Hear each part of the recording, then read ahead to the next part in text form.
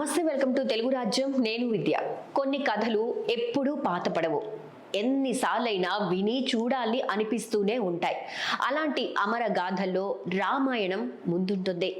వేల ఏళ్ల క్రితం మన సంస్కృతికి జీవం పోసిన ఈ ఇతిహాసాన్ని ఇప్పుడు సమకాలీన సాంకేతికతతో హాలీవుడ్ స్థాయిలో వెండి తెరపై చూపించేందుకు బాలీవుడ్ ఘన ప్రయత్నం చేస్తోంది.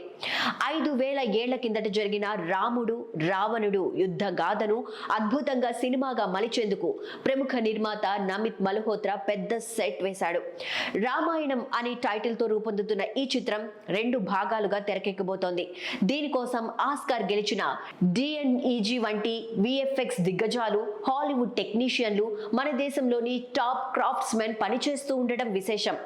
ప్రైమ్ ఫోకస్ స్టూడియోస్, యష్ కి చెందిన మాస్టర్స్ మైండ్స్ కి క్రియేషన్స్ కలిసి నిర్మిస్తున్న ఈ సినిమా దర్శకత్వ బాధ్యతలు నితీష్ తివారీ తీసుకున్నారు.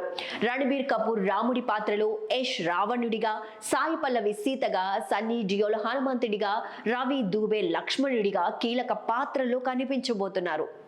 ఈ భారీ ప్రయత్నాన్ని ఇప్పటికే రామాయణం ది ఇంట్రొడక్షన్ పేరిట గ్లిమ్స్ రూపంలో ప్రపంచానికి పరిచయం చేశారు.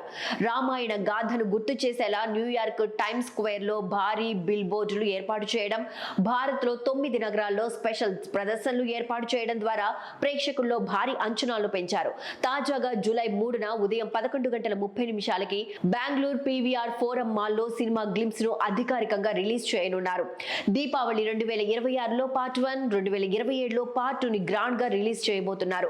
ఐమాక్స్ తో సహా అన్ని ఫార్మాట్ లో సినిమా ప్రేక్షకులను మంత్రముగ్ధుల్ని చేయనుంది.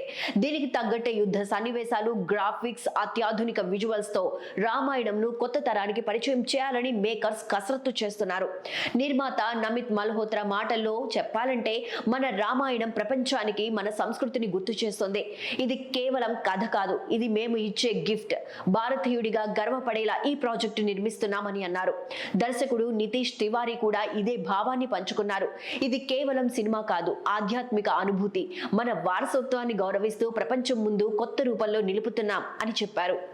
ఇలా రామాయణం మరోసారి మానవ చరిత్రలో ఓ మైలురాయిగా నిలవనుంది. పౌరాణిక గాథకు కొత్త ఊపిరిని ఇస్తూ మన సంస్కృతికి గ్లోబల్ గుర్తింపు తీసుకువచ్చే ఈ విభిన్న ప్రయత్నం భారతీయ సినిమా స్థాయిని మరోసారి అంతర్జాతీయంగా నిలబెట్టబోతోందని సినీ విశ్లేషకులు అంచనాలు వేస్తున్నారు.